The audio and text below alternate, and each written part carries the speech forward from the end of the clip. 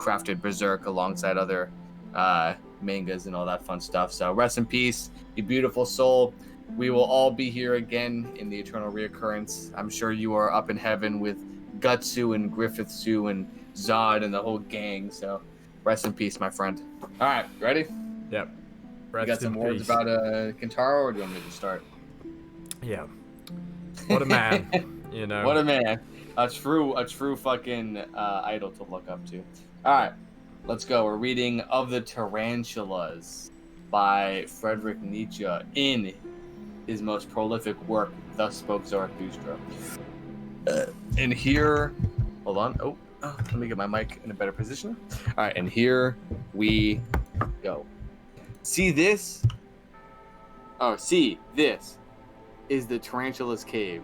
Do you want to see the tarantula itself? Here hangs its web. Touch it and make it tremble. Here it comes, docilely. Welcome, tarantula. Your triangle and symbol sit back upon your back, and I know, too, what sits within your soul. Revenge sits within your soul. A black scab grows wherever you bite. With vengeance, your poison makes the soul giddy. Thus I do speak to you in parables, you who make the soul giddy, you preachers of equality. You are tarantulas and dealers of hidden vengefulness. Whoa, dude. But I will soon bring your hiding place to light. Therefore, I laugh, my laughter of the weight of the heights in your faces.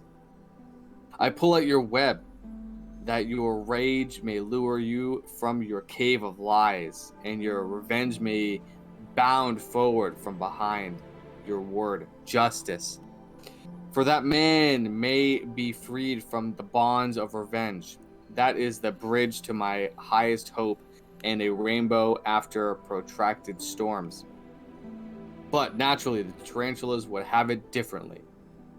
That the world may become full of the storms of our revenge. Let precisely that be called justice by us. Thus they talk together. We shall practice revenge and outrage against all who are not as we are. Thus the tarantula hearts promise themselves and will to equality. That itself shall henceforth be the name of virtue, and we shall raise outcry against everything that has power. You preachers of equality, thus from you the tyrant madness of impotence cries for equality. Thus your most secret tyrant appetite disguises itself in words of virtue, sourced self-conceit, repressed envy, perhaps your fathers, self-conceit and envy. They burst from you as a flame in madness of revenge. Let me make sure I have my thing. I think I'm actually lower. Let me just scroll my Google Chrome down for the people here. Let's see, where is it? Yeah, if you guys want to follow along, we have the text on the page. That's right. On the video We're here there. for the people. Okay, here, I found it. We are right here. I don't know if it's going to come up on the screen that I just highlighted. Oh, it does, that I highlighted it. That's where we're starting, folks. Okay, back to the reading. What the Father kept silent, the Son speaks out. And I often found the Son the Father's revealed secret. They resemble inspired men, but it is not the heart that inspires them, it is revenge. And when they become refined and cold, it is not their mind, it is their envy that makes them refined and cold. Their jealousy leads them upon thinkers' paths too. And this is the mark of their jealousy. They always go too far, so that their weariness has at last to lie down and sleep even on the snow. Revenge rings in all their complaints, and malevolence, is in all their praise, and to be judged seems bliss to them. Thus, however, I advise you, my friends, mistrust all in whom the urge to punish is strong. They are people of a bad breed and are a bad descent. The executioners and the bloodhound peer from out their faces. Mistrust all those who talk much about their justice. Truly, it is not only honey that their souls lack. And when they call themselves the good and just. Do not forget that nothing is lacking to make them into Pharisees except power. My friends, I do not want to be confused with others or taken for what I am not. There are those who preach my doctrines of life, yet are at the same time preachers of equality and tarantulas. That they speak well of life, these poison spiders, although they sit in their caves and with their backs turned on life, is because they want to do harm by speaking well of life. They want to do harm to those who now possess power, for with those preaching of death is still most at home. If it were otherwise, the tarantulas would teach otherwise. And it is precisely they who have formerly the best world slanderers and heretic burners. I do not want to be confused with these preachers of equality, nor taken for one of them. For justice speaks thus to me, men are not equal, and they should not become so either. For what were my love of the Superman if I spoke otherwise? They should press on to the future, across 1,000 bridges and gangways, and there should be more and more war and inequality among them. Thus my great love makes me speak. They should become devisers of emblems and phantoms in their enmity, and with their emblems and phantoms they should fight together the supreme fight, good and evil, and rich and poor, and noble and mean, and all the names of the virtues. They should be weapons and ringing symbols that life must overcome itself again and again. Life wants to raise itself on high with pillars and steps. It wants to gaze into the far distance and out upon joyful splendor. That is why it needs height. And because it needs height, it needs steps and conflict between steps and those who climb them. Life wants to climb, and in climbing overcomes itself. And just look, my friends, here, where the tarantula's cave is, there rises up the ruins of an old temple. Just look at it with enlightened eyes. Truly, he who's towered upon his thoughts in stone here knew, as well as the wisest, about the secret of all life, that there is battle and inequality and war for power and predominance even in beauty. He teaches us that here in the clearest parable, how divinely vault and arch here oppose one another in the struggle. How they strive against one another with light and shadow, these divinely striving things. Beautiful and assured as these, let us also be enemies, my friends. Let us divinely strive against one another. Ha! Now the tarantula, my old enemy, has bitten me. Divinely beautiful and assured, it bit me in the finger. There must be punishment and justice. Thus it thinks. Here he shall not sing in vain songs in honor of enmity. Yes, the tarantula has revenged itself, and alas, now it will make my soul too giddy with revenge. But so that I may not veer around, tie me tight to this pillar, my friends. I would rather be even a pillar saint than a whirling pool of revengefulness. Truly, Zarathustra is no veering wind nor whirlwind, and although he is a dancer, he is no means a tarantula dancer. Thus spoke Zarathustra. Dude, that second to last little sentence there should show people the conviction through his words. He would rather be a pillar saint than a whirl of vengeance. He would rather die for what he believes in, whether he thinks he's a saint or not, than to take up any sort of vengeance. Now, I think it's fascinating. A lot of the stuff I read, especially this idea has come to me before, but he criticizes Christianity, but sometimes it almost seems like he is preaching for some of their virtues. I mean, think about what are the what's one of the core tenets of Christianity, or mainly Christianity. I don't want to say Judaism, but is not to have vengeance. It's if someone, well, yeah, I think one of them is not to have vengeance. I know it's turn the other cheek, but that's not the same thing. So I think it's fascinating that to some regard, I feel like some of the stuff he talks about almost could be seen in a Christian view. Yeah, for sure. And I think whether you're religious or not, there's no need to speak foully about religious texts, as they're like some of the oldest stories that have ever been written. And they all have good values and sort of a blueprint for how to live life in, a life where it can be so confusing and ask so many questions. And that's sort of why he went on about, you know, when people think of Nietzsche, they usually think nihilism, but he was fighting against it because without, values and morals and the potential of punishment in the afterlife, people, grow into a state of nihilism, questioning everything and believing in nothing and that life has no meaning and purpose. So if you set yourself a set of morals or virtues, even if you copy them from religious texts, it's a good way to find fulfillment and sort of carve out a path with a machete rather than trying to go through the bush with your hands alone. Very true.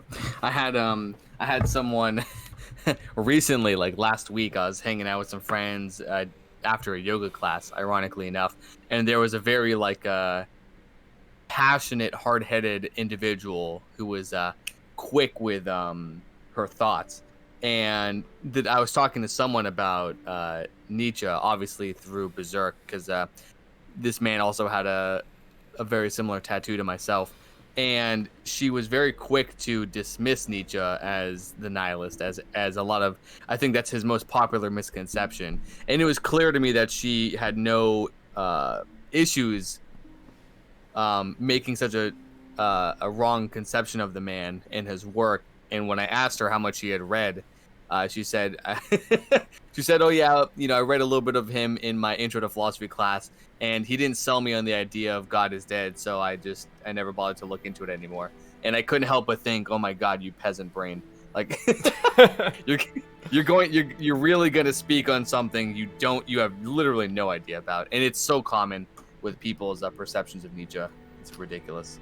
Yeah, for sure. And don't forget, a lot of people let their egos get the best of them rather than, saying that they know little and like to know more. They would rather, give you the perception that they know what they're talking about, And I think it's very good if you want to conversate about something, doing your research and learning about it, rather than letting your ego take over and be like, I know what I'm talking about or something along those lines.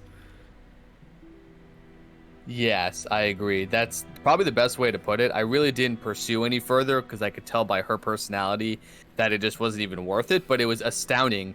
And I said ironically earlier because of the fact that this was like after a yoga class. To me, it's irony because we're supposed to be in this kind of like Zen state of like oneness with each other and open-mindedness, and then here you have immediately after the class, it's like she has no peripheral conception of herself. There's no reflection. She immediately does the thing that we're all supposed to be better at not doing, which is make immediate judgments, dismiss, close-minded, and that's it. Sealed up. But anyways, I don't want to get too distracted by people's misconceptions about the work we're reading, because we have actually read the work and we have the proper or at least an amateur's perspective on some of his powerful dense thinkers. That's right, we got them amateur credentials, dog. What's up with it? Yeah, we fucking read.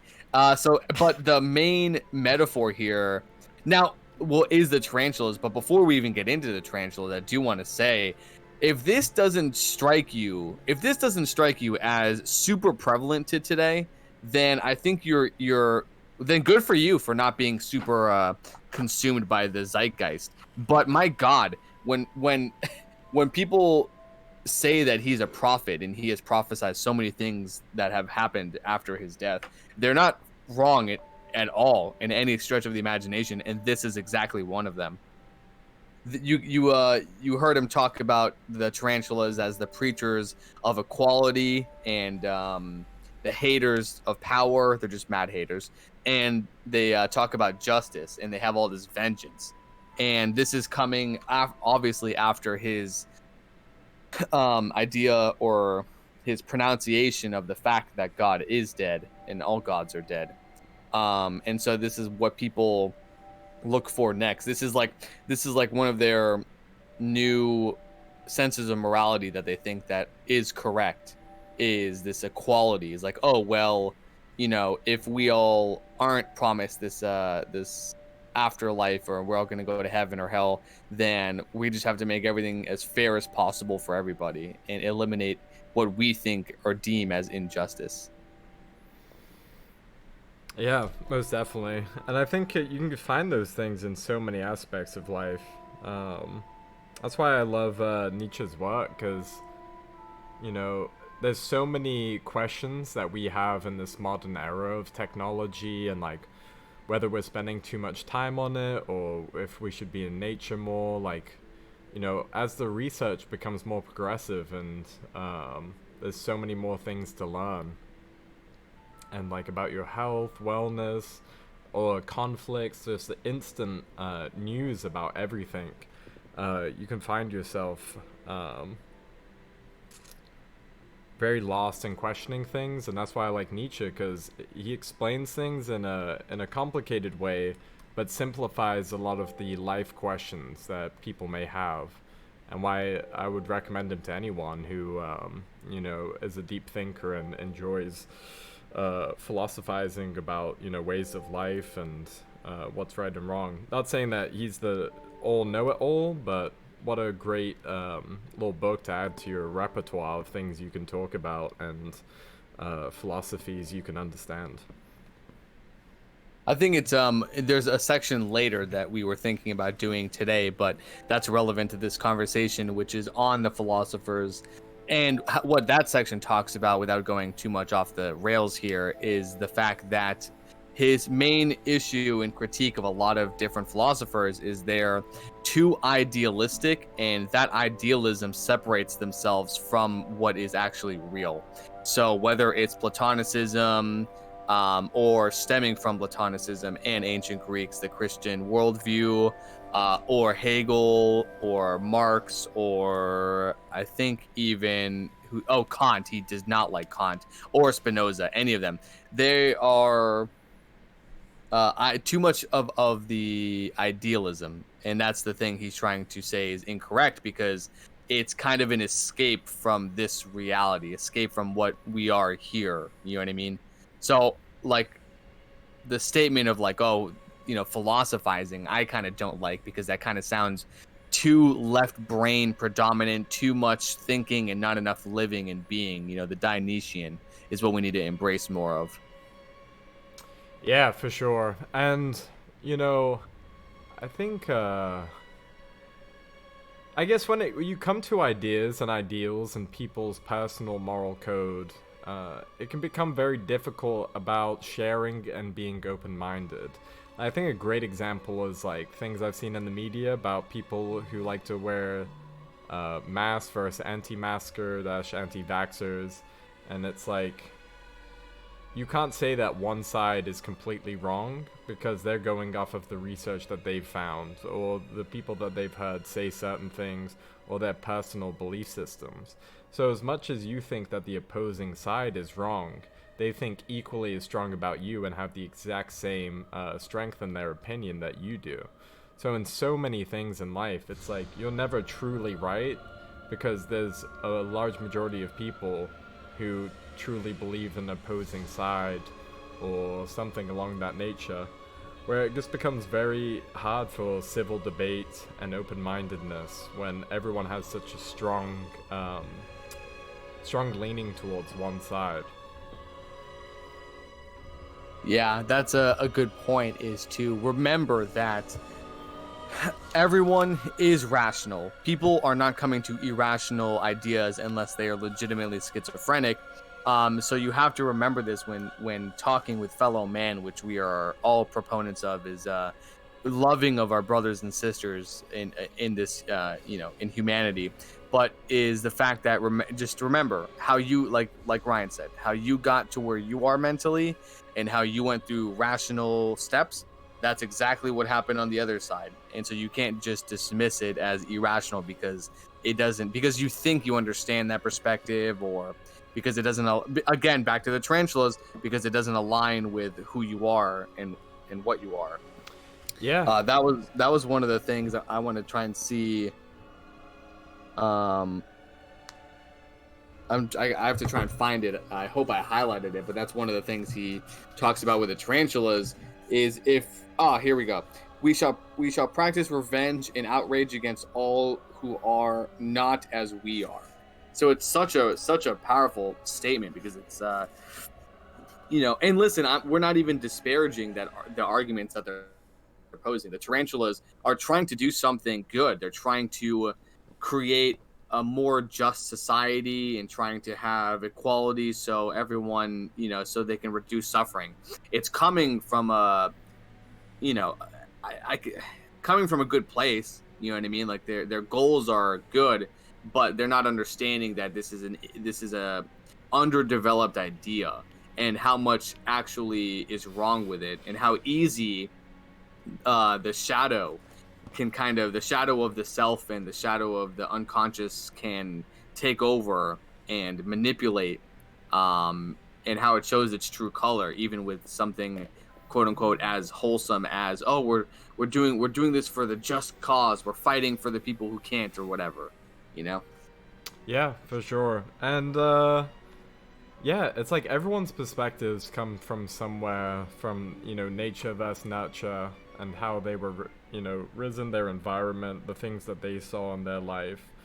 And it's so easy for people to assume about others just off the experiences that they have had and what they might feel in that situation, or what the people in a certain situation are feeling. And that's where philosophy becomes so interesting. But also, if we were so much more accepting of each other and each other's ideas, and we're able to say that someone who has a direct opposing idea to you, that you understand their perspective, rather than allowing it to attack your consciousness and cause a sort of fight or flight mode where you want to debate it and convert them to your belief system.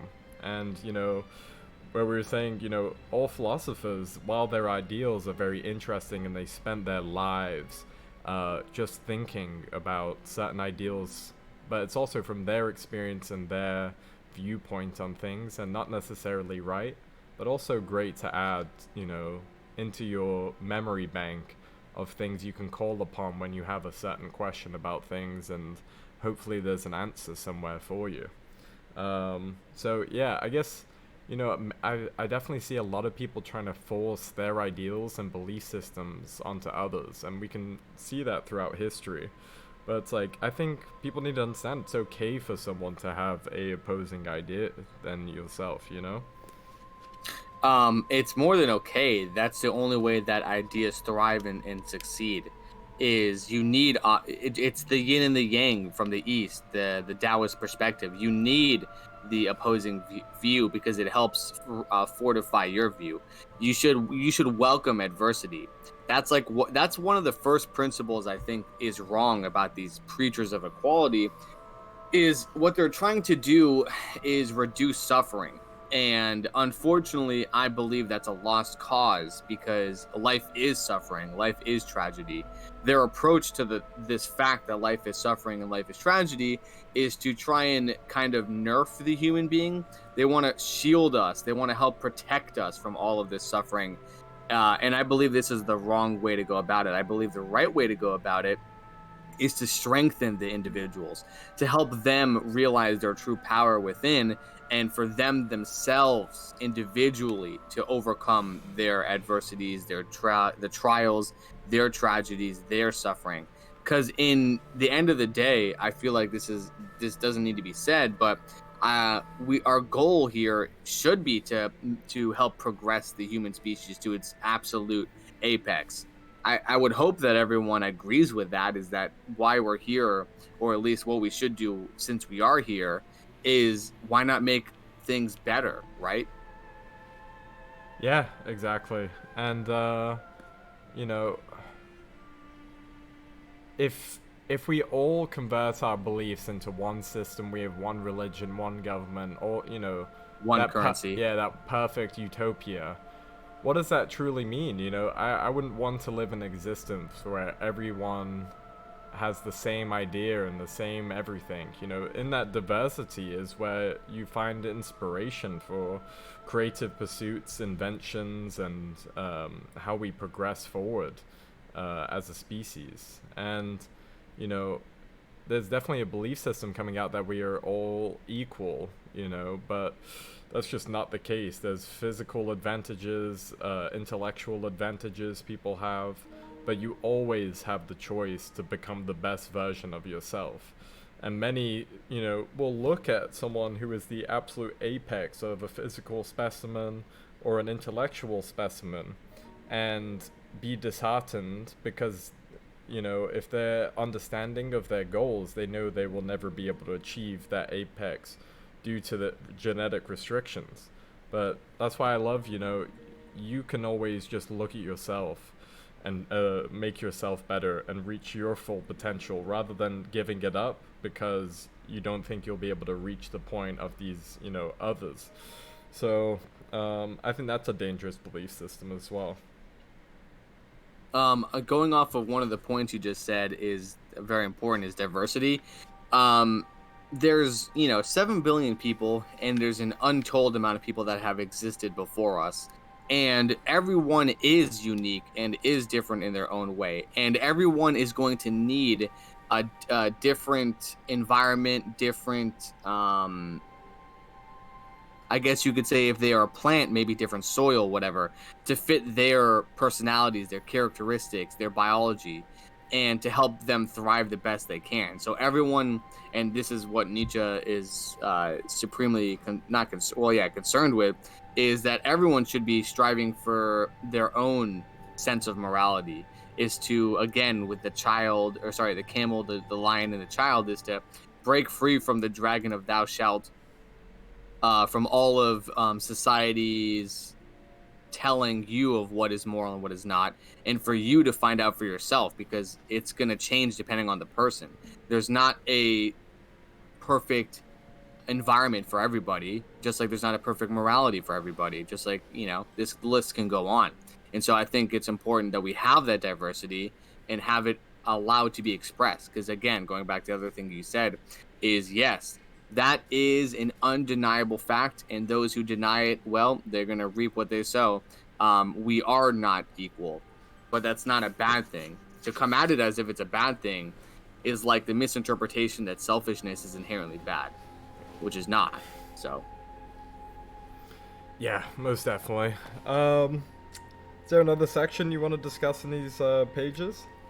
oh God, I mean, we barely even touched upon the tarantulas, the caves they hide in, the dark caves they hide in, the webs that they weave, which are traps that you might accidentally, summon them, how they have hidden revengefulness. I mean, think about how a lot of, like, maybe some of these current movements or movements of the past are acting. Just ask yourself these questions. Like, do you see that type of negative energy? Like, because for me, it's so damn evident. It's like, yeah, it's not so simple as, yeah, they're doing what they're doing because they believe in some higher sense of equality or justice for everybody. There is a sense of, like, malicious intent for I see the thirst for blood in the way they speak and their behavior.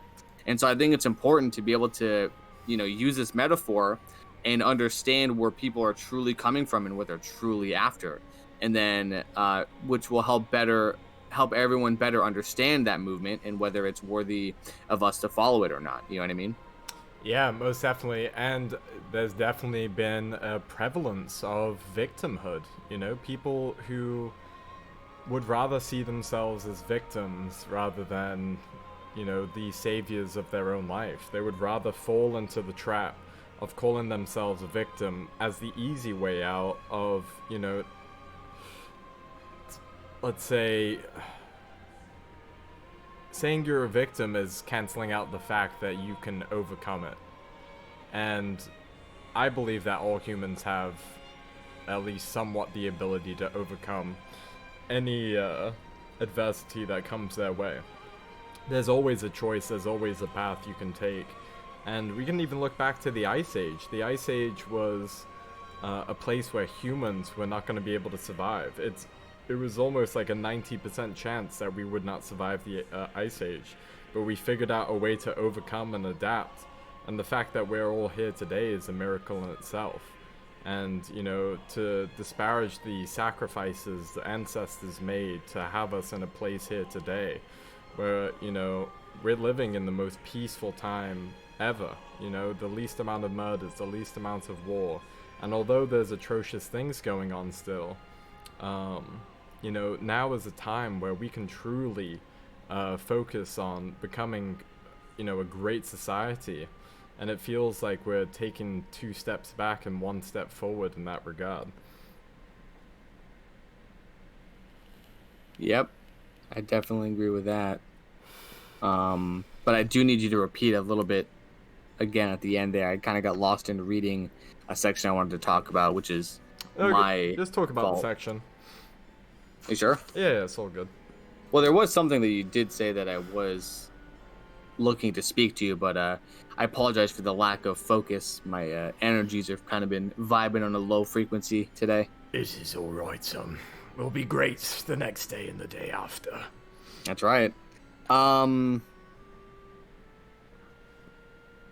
So, again, like looking at the perspectives that the two people have, whether the perspective of Zarathustra in this case and the tarantula, look at how Zarathustra is speaking.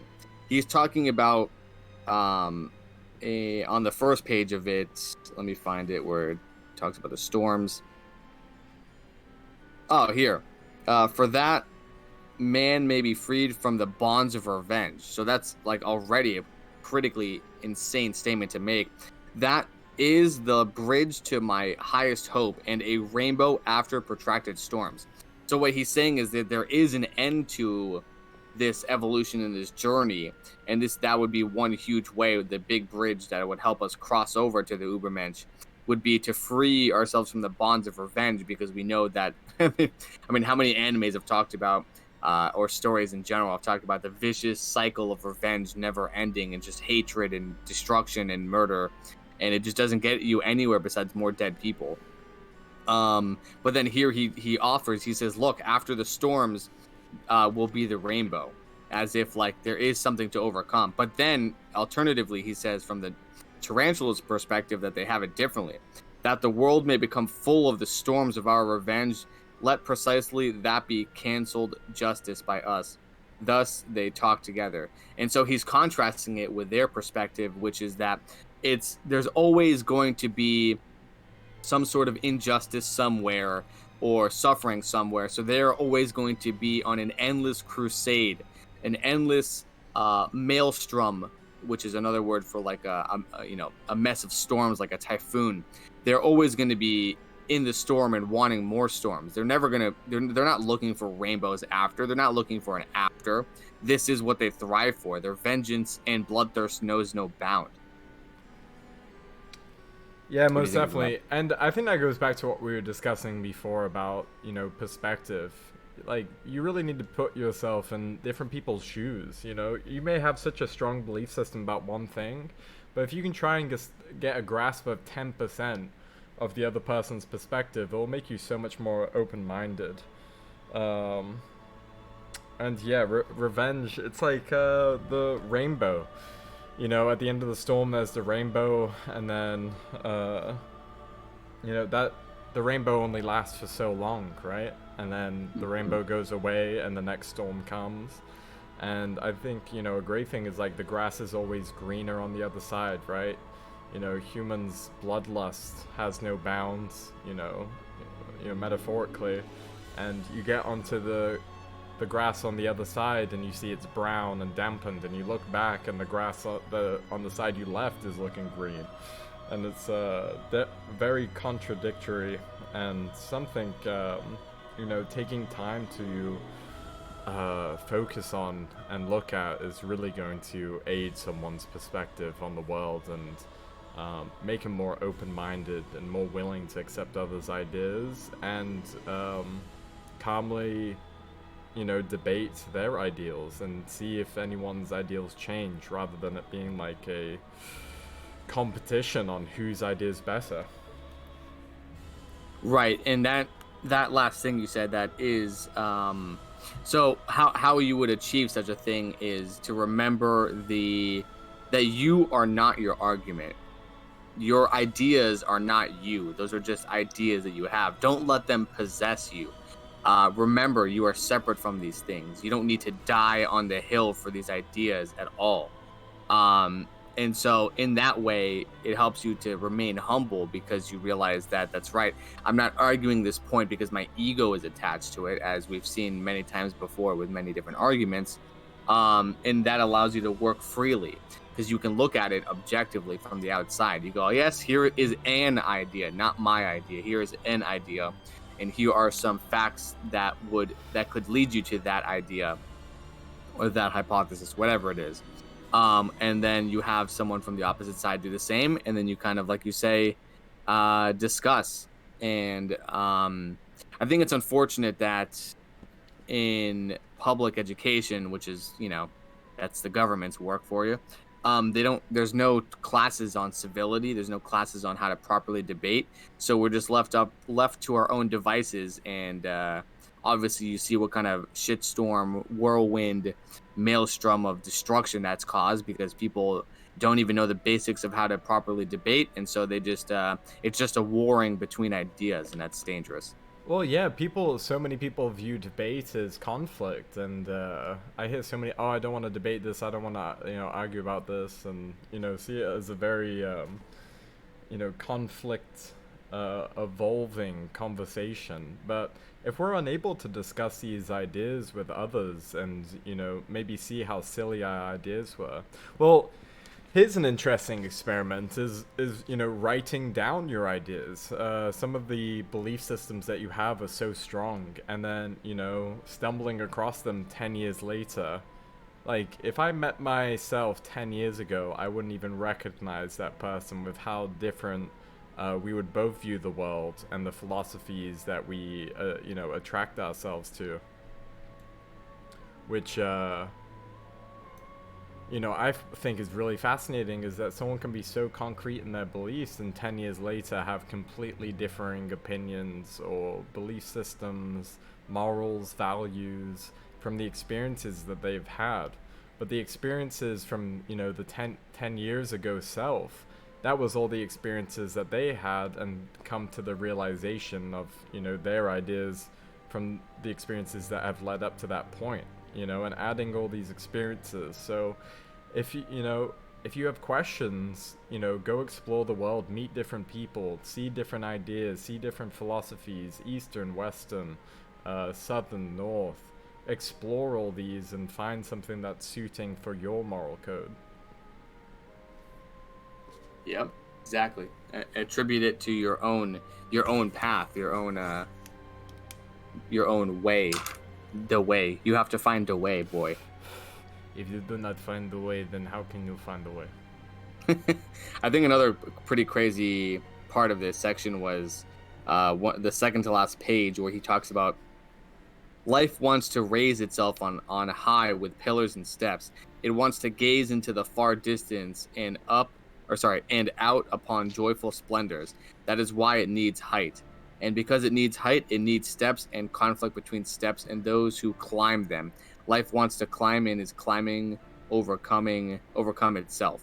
I think that's kind of crazy, and a good point is life is struggling. You have to climb those giant steps and the giant pillars to get to a better and better spot or a better life. And that life at that height is where you can see into the future. You can see into the distance. You can see the sunset. You know, you're not just at the bottom groveling with the rocks and not being able to see any of the glories of life. So I thought that was pretty crazy. Yeah, for sure. And, you know, those stepping blocks of life are so important. It's like, how can you be happy without understanding sadness? How can you know true love without having your heart broken, you know? It's like all of these things, you have to have the opposing side. And even if you're happy for many years, you know, you may go into a depression, and coming out of that depression, you'll be far happier than, if you're able to overcome that struggle, be far happier than you were before. Because you had to overcome, you know, your mind and become stronger and become a, you know, a better person than you were before, or face those issues that you had, face those demons that you were hiding for so long, and come out of it much more enlightened.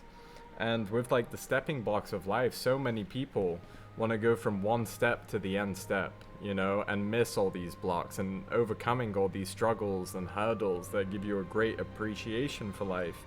And by skipping them, you know, you'll enter into a nihilism. You see these people who were grown up in billionaire families, you know, drug overdoses, suicides, all of this.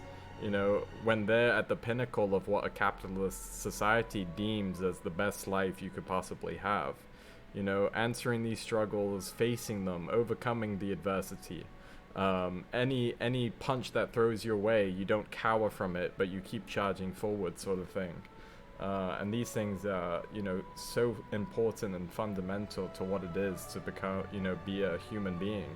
Overcoming adversity, we shouldn't cower from it or try and hide it, or try and hide these issues, while, you know, it's kind of like gossiping women or gossiping guys when they're talking behind people's backs and then acting fake when they come around, or something along those lines. You shouldn't, you know, be doing these falsehoods, but rather facing the truth and overcoming it. So the overcoming of it's kind of ironic, because if you think about it, a lot of these peoples, or a lot of these movements, their idols, have done exactly what they are not doing, which is overcoming their tragedy and suffering and disposition and inequality of life. Their idols, generally, not for all of them, but like the real idols, the Gandhis, the Martin Luther King Jr.'s, like the real people that actually, fought for something. All those people overcame the adversity. They did exactly what Nietzsche was talking about and advising.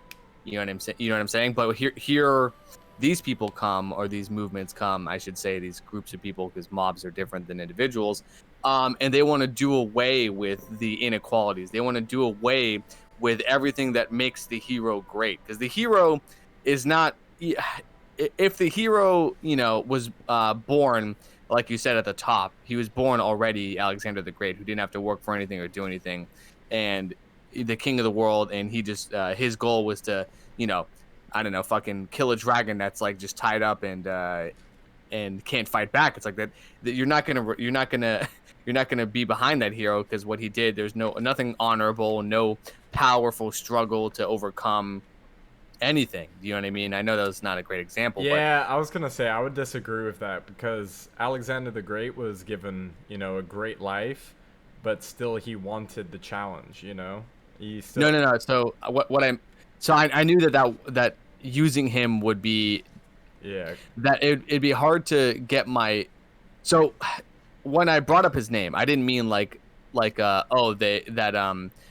being Alexander the Great from the start. I mean, like, imagine if someone was just a literal god amongst men who didn't do anything to work up to that godhood. He just was God. You know what I mean? Mm-hmm. And then he did something a man could do. It's like, we're not going to really look at that as like a true hero, because there was no struggle. There was no like life lessons learned or hardship endured. It was, for him, it was just like picking a fucking flower out of a field. You know what I mean? Yeah, I think you could pick several Roman emperors for that that point, you know, where they were kind of given the power without earning it. And you can see how the power goes to their head, because they didn't truly understand the people, the peasants, and hardly understood the rich people who were among them, you know, getting persuaded by them, doing them favors, and then treating the, you know, peasants poorly or going crazy with power and all that. You know, these steps are so important to have a fundamentally sound person, you know? Yeah, because if you're given everything, it's very hard to find the motivation to do something other than that when, you know, you have an easy life.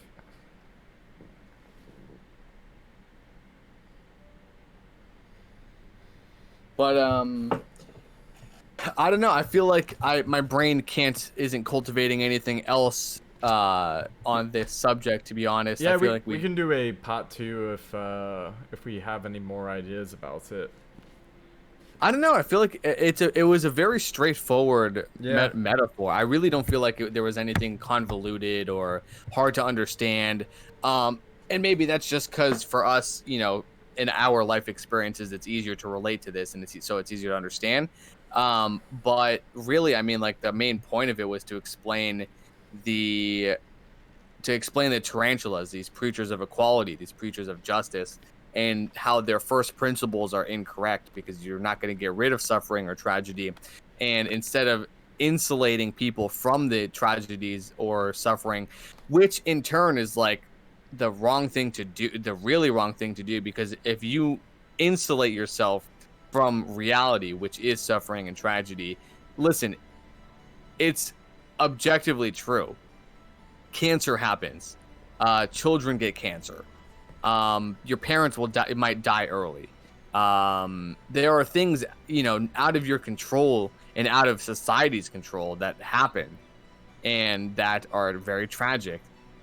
And by insulating us, or by attempting to insulate people from these things, you know, by doing away with whatever, sorry, I'm like losing my train of thought here, but the insulation of our, oh, right, so it makes you softer, but then when reality finally hits, because it inevitably does, you're not going to be prepared for it, and you're going to suffer even harder because you don't have the thick skin or the strong spine to stand up in the face of it. You know what I mean?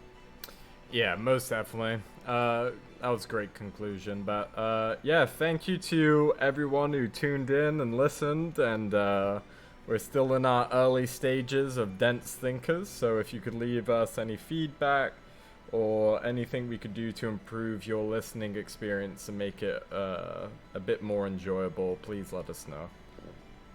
Yeah.